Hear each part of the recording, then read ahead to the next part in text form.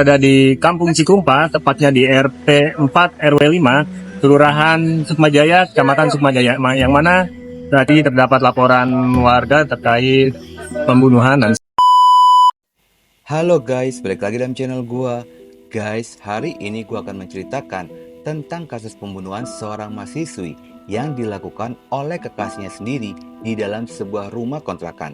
Merasa bersalah, pelaku pun menitipkan pesan kepada ibunya, lalu meminta maaf atas pembunuhan tersebut.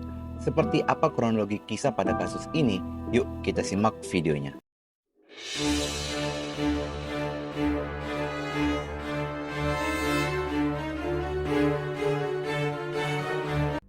Kisah ini berawal dari sebuah rumah kontrakan kecil yang berada di daerah Sukmajaya, Kota Depok.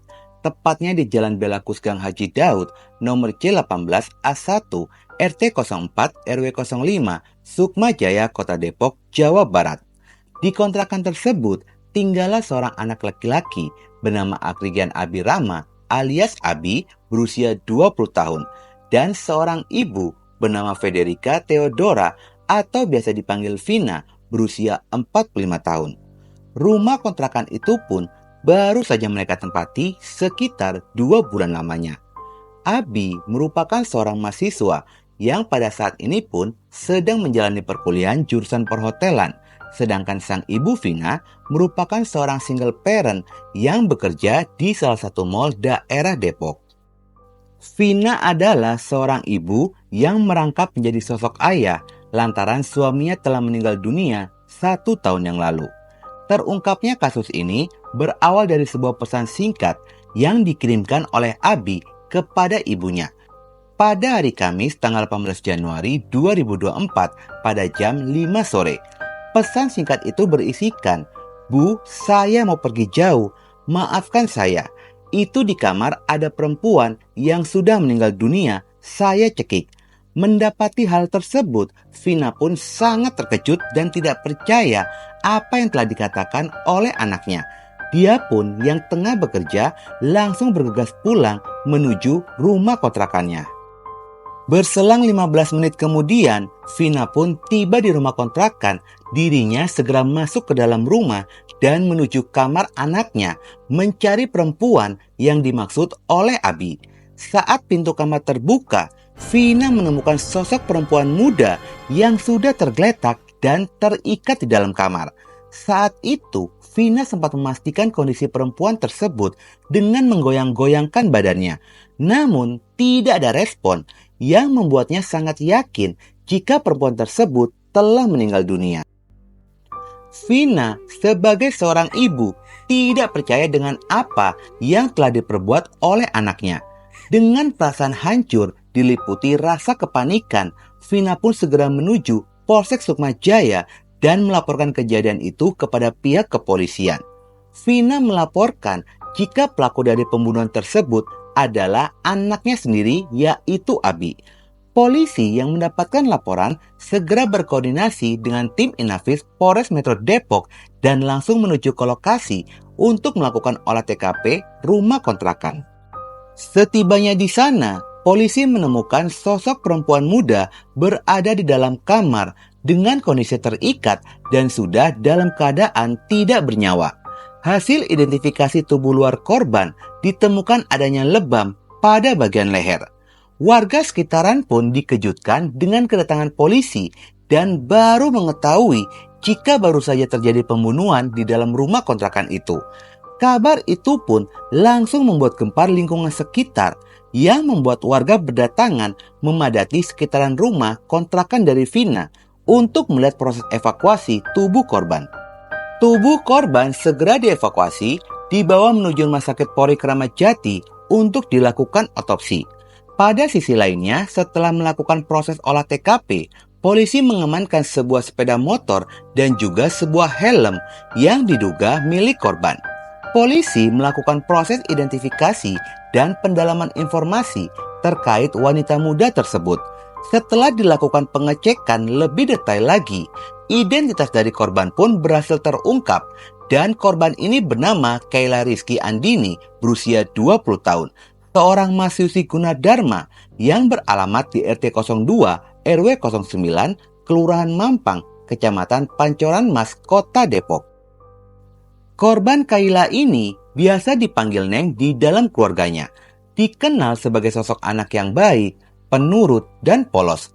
Selain berkuliah, korban pun selalu aktif dalam kegiatan di masjid. Setelah dilakukan pendalaman kasus, jika korban dan pelaku merupakan sepasang kekasih. Berdasarkan keterangan dari saksi, ada yang melihat korban datang ke kontrakan itu seorang diri dengan mengendarai motornya. Saksi yang melihat kedatangan korban pun mengaku sempat mendengar adanya teriakan. Teriakan itu terdengar pada jam 16.00. Namun, saksi mengabaikan teriakan tersebut dikarenakan dirinya mengira teriakan itu berasal dari suara anak-anak yang sedang bermain, yang memang pada saat sore, anak-anak sekitaran lingkungan tersebut sering bermain di depan rumahnya. Selain itu, ada kesaksian dari pemilik rumah kontrakan yang bernama Yaya berusia 72 tahun. Kakek Yaya mengaku sempat melihat 2 sepeda motor datang sekitar pada jam 1 siang. Namun kakek Yaya tidak bisa memastikan apakah kedua motor itu dikendarai oleh korban dan pelaku. Berselang 2 jam kemudian, tepatnya pada jam 15.00, kakek Yaya mendengar suara rintian dan tangisan. Namun tidak begitu jelas. Berselang 5 menit kemudian, terlihat Abi keluar dari rumah kontrakan dan pergi mengendarai motor seorang diri. Sementara suara perempuan itu pun tidak terdengar lagi. Menurut cerita dari keluarga pelaku, jika pelaku Abi ini termasuk anak yang sulit diatur, keras kepala, pembangkang, dan temperamen. Abi kerap membantah nasihat dan melawan kepada orang tuanya. Selain itu, pelaku juga dikenal playboy atau memiliki banyak pacar. Dari beberapa informasi tersebut, polisi pun segera melakukan pendalaman kasus terkait pembunuhan ini. Dan setelah ditelusuri, ternyata nama Abi sudah tidak asing lagi di catatan kepolisian. Kabid Humas Polda Metro Jaya, Kombes Ade Arisyan Indradi, jika pelaku Abi ini terlibat kasus dugaan penodaan wanita dengan jumlah korban mencapai 2 orang.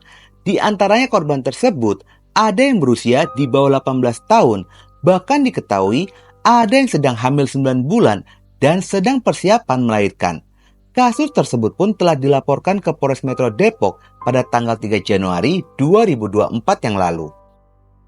Dengan adanya 2 kasus yang telah dilaporkan dan kini pelaku menghilang entah kemana, sehingga namanya pun masuk dalam daftar pencarian orang alias buronan. Akhirnya polisi pun membentuk tim gabungan untuk melakukan pengejaran terhadap pelaku. Tidak berselang lama setelah polisi melakukan penyelidikan, polisi pun mendapatkan informasi jika pelaku ini melarikan diri ke rumah neneknya di daerah Tegal, Jawa Tengah. Berbekal informasi tersebut, tim kepolisian pun melakukan pengejaran. Dan akhirnya, belum genap 24 jam, tepatnya hari Jumat tanggal 19 Januari 2024. Pelaku berhasil ditangkap oleh polisi di daerah Pekalongan, tepatnya di Terminal Bis Ki Ageng Cempeluk, Pekalongan, Jawa Tengah. Pelaku langsung diamankan dan dibawa kembali ke Depok guna dilakukan interogasi lebih dalam terkait pembunuhan korban Kaila. Gimana ceritanya? Gimana ceritain? Jangan droid ya, jemput ke kawan. Terus, Temponya berapa nih? kamu lihat sama cowok Terus saya, suruh di rumah saya, ke kosan kamu itu. kontrakan, Itu kontrakan kamu apa orang lain? kontrakan orang tua saya sama saya. Orang tua kamu, ya. Terus, dia sendiri nak motor datang situ. Iya. Terus, Terus saat nyampe rumah kontrakan saya cek shop ngomong kasar berdua, ngomong kasar. iya, Akhirnya saya emosi, saya hilang bawa ke kamar. iya. Saya cekik. Kamu cekik di situ. Berarti masalah cemburu, hah? Iya. Udah kamu mengakui perbuatan kamu kan? Iya bang. Iya saya minta maaf besar-besaran sama keluarga saya hilang. Setelah dilakukan interogasi lebih dalam dan ditemukannya adanya beberapa bukti, motif pembunuhan dikarenakan cemburu itu ternyata bohong. Terlihat kebohongan itu pada saat dilakukan rekonstruksi ulang pembunuhan tanggal 23 Januari 2024 dengan 30 adegan pembunuhan. Setelah menjalani proses rekonstruksi, ditemukan fakta baru Ternyata perkenalan korban dan pelaku baru saja terjadi dalam hitungan hari saja. Awal perkenalan mereka terjadi pada tanggal 15 Januari 2024 lewat aplikasi Line. Lalu mereka berdua melakukan pertemuan pertama kalinya pada tanggal 17 Januari 2024. Saat pertemuan pertama itu, mereka pun memutuskan untuk berpacaran. Di hari yang sama, korban membawa pelaku untuk diperkenalkan kepada keluarganya. Namun, keluarga korban sudah memiliki perasaan yang tidak baik terhadap pelaku. Mereka menilai dari penampilan dan sikap pelaku yang dinilai tidak sopan ketika berhadapan dengan keluarga. Ibu dari korban yang bernama Dini Andriani saat itu sudah memperingati anaknya untuk tetap menjaga jarak dengan pelaku. Namun korban ini memiliki pandangan yang berbeda dengan orang tuanya dan menilai jika pelaku ini sosok pria yang baik. Keesokan harinya, keduanya pun janjian bertemu untuk kedua kalinya. Dan pada saat pertemuan kedua itulah nyawa korban pun melayang di tangan kekasihnya sendiri. Pertemuan kedua itu hari Kamis tanggal 18 Januari 2024 sekitar pada jam 13.00. Pelaku mengirimkan pesan kepada korban Kaila untuk mengajaknya bertemu dengan alasan ingin ngopi bareng. Pelaku pun minta dijemput oleh korban di rumah kontrakannya. Korban awalnya sempat menolak, namun pelaku terus memaksanya agar mau menjemput. Korban akhirnya mengalah dan mengendarai motornya menuju ke rumah kontrakan dari pelaku. Jam 4 sore, korban pun tiba di rumah pelaku. Saat itu, korban diminta masuk ke dalam rumah dan pelaku pun langsung menutup pintu rumah dan menguncinya. Korban sempat duduk sebentar di ruang tamu, lalu korban izin untuk ke kamar mandi. Namun saat ingin masuk ke kamar mandi itulah, tiba-tiba pelaku menarik tangannya dan mendudukannya di tempat tidur kamar. Di saat itulah, pelaku mulai menciumi korban sambil tangannya bergerak memegangi area sensitif dari korban. Hasrat yang sudah diubun-ubun, pelaku justru terus memaksa dan membaringkan tubuh korban di atas kasur, lalu mencoba untuk menodainya. Korban sekuat tenaga melawan dan berteriak. Mendapati hal itu, pelaku menjadi panik dan spontan saja langsung menggenggam leher korban. Meskipun korban ini sudah melawan, namun genggaman tangan dari pelaku semakin erat hingga membuat korban pun akhirnya lemas. Melihat korban yang sudah tidak bertenaga, pelaku pun mulai membuka baju dan celana korban lalu menodainya. Setelah puas, pelaku memakaikan kembali baju dan celana korban. Di momen itulah korban terlihat masih bergerak-gerak.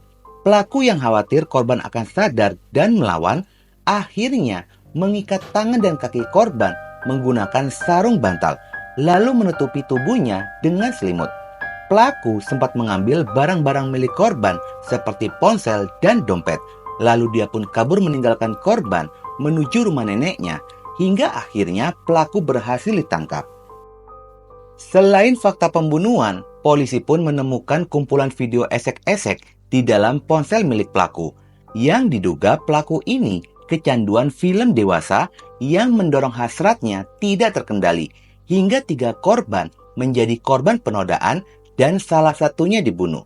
Selain mengakui perbuatannya itu, pelaku juga meminta maaf kepada keluarga korban dan mengaku hilaf. Mirisnya, sebelum pergi pada saat pertemuan kedua itu, korban sempat meminta doa restu kepada ibundanya agar diberikan kemudahan menjalani sidang skripsi. Setelah kejadian ini pun, sang ibu sangat terpukul yang ternyata itu adalah pesan terakhir sebelum korban pergi untuk selamanya. Atas perbuatannya tersebut, pelaku dijerat dengan pasal pembunuhan tidak berencana dan pasal penodaan dengan ancaman hukuman penjara 20 tahun. Guys, dari kasus ini yang menjadi perhatian gua pada saat pelaporan dari korban pertama dan kedua yang dilaporkan pada tanggal 3 Januari. Sementara pembunuhan itu terjadi pada tanggal 18 Januari. Ada jeda 15 hari.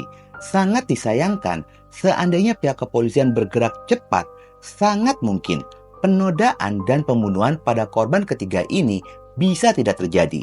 Semoga saja kita semua diberikan keturunan yang baik, terlebih anak laki-laki, di mana secara kodratnya laki-laki melindungi wanita. Oke guys, sekian dulu video gua hari ini, dan jangan lupa ikuti terus video gua. Oke?